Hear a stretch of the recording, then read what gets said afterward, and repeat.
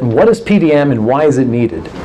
Well, it's product data management, work group, single office location, or worldwide solution. We talked about creating data. At the very beginning stages of any design, you start to create data, intellectual property. Whether it's marketing data, design study, you're creating data. That idea gets promoted to where we start creating CAD data. Okay, so now we're building more data, models, parts, drawings, assemblies, marketing and analysis, non-CAD data. Now it's been designed, now we release it. We're now creating more data.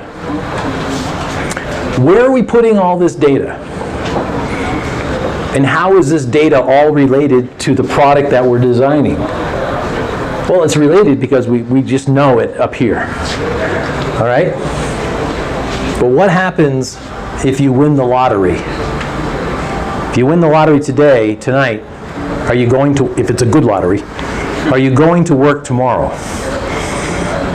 That intellectual property up here is so valuable that, PDM can very easily take care of that for you. So if we I know this is difficult to read back there, but when you look at Wikipedia, within PDM, the focus is on managing and tracking the creation, change, and archive of all the information. Wikipedia did a pretty good job there, I think.